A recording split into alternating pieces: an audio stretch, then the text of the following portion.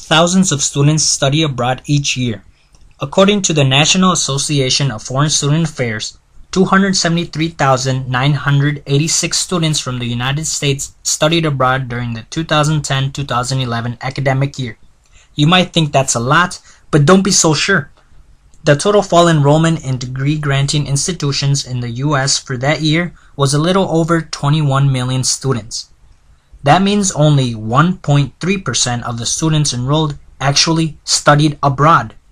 Of those roughly 274,000 students who did study abroad that year, 77.8% were Caucasian, 7.9% Asian or Pacific Islander, 6.9% Hispanic, 4.8% African American, 2.6% other ethnicity.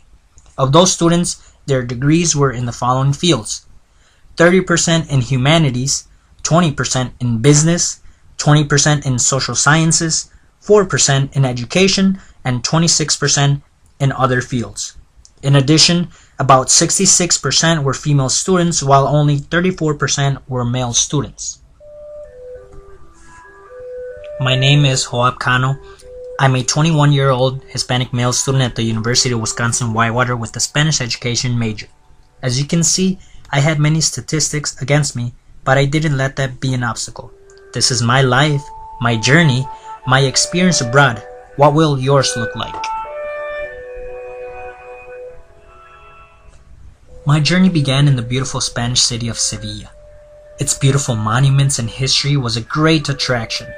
I didn't know anyone when I first arrived, but I quickly began to interact with the other students in the program. The greatest experiences from my time abroad were outside the classroom. I was able to live and interact with the Spanish culture every single day. I learned to love the amazing food such as the paella, tortilla de patata, and tapas.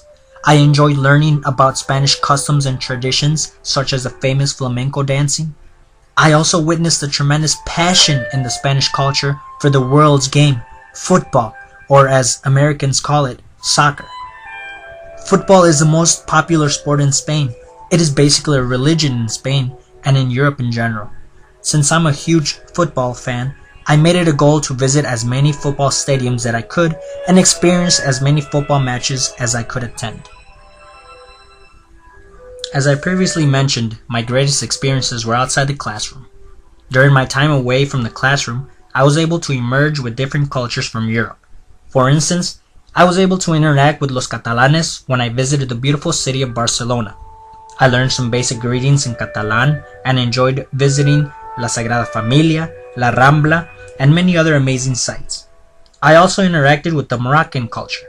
I visited the point where the Atlantic Ocean meets the Mediterranean Sea. I visited the colorful village of Chefchaouen. I enjoyed the beautiful houses and buildings, and I ate some amazing couscous to fill my appetite. I also learned a few Arabic phrases, and I even made some friends in Tangier. Then I spent a wonderful weekend in Paris, France for my birthday. I already knew some basic French from 3 years that I took in high school, so it was a little bit easier to communicate. I visited the Musée du Louvre, l'Arc de Triomphe, and the amazing Le Tour Eiffel. I interacted with the French in short conversations at restaurants, Le Jardin de Luxembourg, and in the metro or even in the streets. I had an experience of a lifetime and a birthday weekend I will never forget. My next destination was a full week in the beautiful country of Italy. I first began in the historical city of Venezia. I toured the city in the ferry because the traditional gondola was seriously expensive, and therefore I didn't do too much shopping here because it was extremely expensive overall. Then I took the train to Milano, where I visited the Duomo Cathedral, the fashion district, and I participated in the myth of Milano. Legend has it that if you put your heel on the Torino's bull's genitals and turn yourself around, you will return to Milano someday in the future. I personally will keep my hopes up for a return someday. Then I took a train to the city of Pisa to visit the world-famous Leaning Tower of Pisa, where I could not resist the temptation of taking some common pictures. My final stop in Italy took me to the center of the old Roman Empire, Rome. I interacted with some Romans at the Pantheon and enjoyed the historical city. I visited old ruins and the Great Colosseum. I also participated in a myth from Rome that if you throw a coin into the Trevi fountain facing backwards, you will return to Rome. Therefore, I increased my chances of returning to Italy someday in the future. Spending a whole week in Italy with no Italian was quite an experience. It wasn't too bad because of my Spanish background, but it was a challenge at times. However, the people were polite and helpful at all times. As my semester came close to an end, I headed up to London, England. There, I used the underground, tube or metro to go everywhere. I visited Big Ben and the Parliament Building, the London Eye during the day and during the night, the Tower Bridge, Buckingham Palace, and much more. I ate some traditional fish and chips and a delicious London pie. Finally, my journey took me to Lisboa, Portugal. I learned a few phrases in Portuguese and was able to communicate enough with the Spanish to get around. I actually convinced a guard at the stadium to let me go in and take a peek. This beautiful city is very similar to San Francisco in the United States. I visited an ancient castle with Moorish influence, ate the world-famous Belém pastries, and visited the farthest point of the west of Europe and stared off into the beautiful Atlantic Ocean. This was my experience abroad, an experience of a lifetime that I will never forget. I learned so much in the classroom, but so much more outside of it. I learned different phrases in different languages.